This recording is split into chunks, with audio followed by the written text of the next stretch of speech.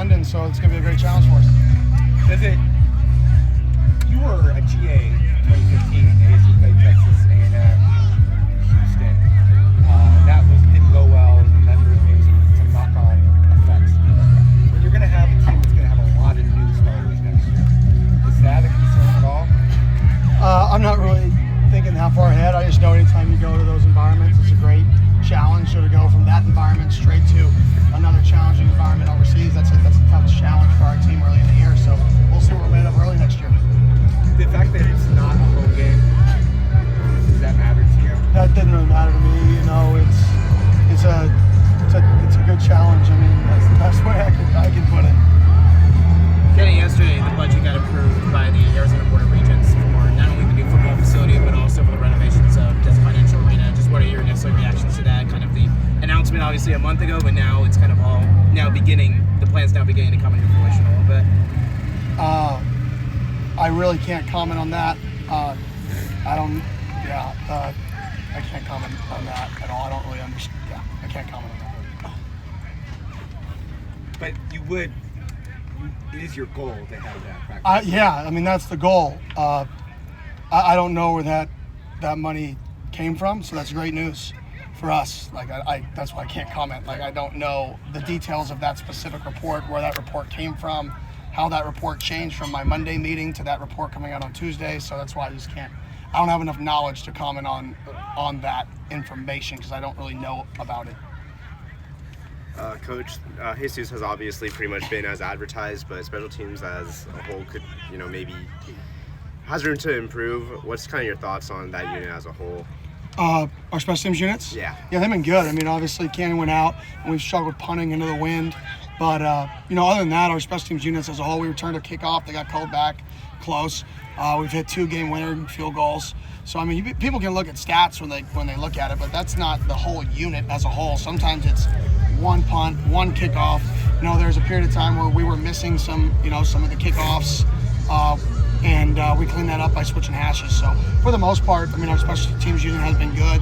Anybody can take stats and spin them 97 directions and say what they want to say, and that's true for offense, defense, and special teams. Hey, Coach, Jared finally got his big play on Friday. How good did that feel to finally get him that after weeks of just being on the doorstep? Yeah, huge for him. The first catch in college football in that type of setting was huge. So I'm excited to see what that does moving forward. Obviously getting some guys hopefully back this week on the opposite side of the ball could help us too. And I apologize, I popped in a little late here, but just commenting again on the opportunity to go international. Yeah, I mean, it's a great challenge for us. It's a great opportunity for our guys to go see a different country, but it's a great challenge. So we'll land in London. Let's go to London. What would having Jalen Moss back do for you? Yeah, and obviously another guy who can catch the football, who's caught 90 catches, maybe 100 catches in his last 2 years in college football. So a guy who's coming from the lights, which is huge for us, especially playing a team that is known to be sticky in coverage. Getting a guy who's just kind of long passes. When you don't have slot receiver, depth and or talent as good as you would like it to be, how limiting is that in the short red area or? Yeah, I think the short red area, I got to be better as a coach. I got to give our guys better opportunities to be successful. Like we can't just force things. We got to be more creative and try to really create one-on-ones down there instead of really good one-on-ones. So I think it starts with me down there in the little red area. We cleaned up the red area. Now we got to clean up the red zone. So I think, or the goal line. So I think if we clean up the goal line and short yardage, that's our next step as an offense. Because first downs are good. Red area was good last week. Goal line, short yardage of that area. They're basically the same down and just in the same situation, except the next receivers in the fit in the low red sometimes more cover zero. Other than that, same situation. So we got to clean up that area. Coach, you mentioned the offensive line, like moving guys in and out, but obviously the chemistry they've been playing well together, developing depth. But just your thought, up until the bye week of how this group has performed to come together. Yeah, we have the leading rusher in the country. In our league. Doing well.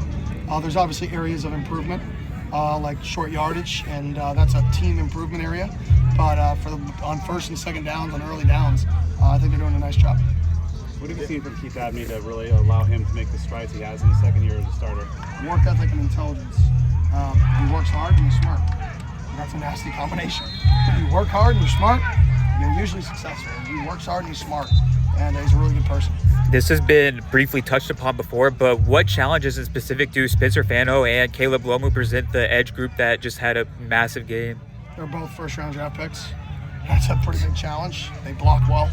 You know, they play offensive tackle, and they're good blockers. Usually don't want to, go versus that. We actually recruited both. They recruited Spencer to Oregon, unbelievable kid, unbelievable family, and number 2 or number 1, however you spin it, is from here. We recruited him and tried to flip him my first year here, Lomu. So they're both really good players, both really good families, both really good people. So I kind of wish we got them both. I wish one went to Oregon. I wish the other guy came here and we didn't have to play him. But they're both at Utah, and we get to play 2 first-rounders. How fun is it going up against an offensive line that's that good when your defense is really challenging? I mean, I'd rather go versus an offensive line that's not that good, personally. But it's a great challenge, but I'd much rather go versus me playing left tackle.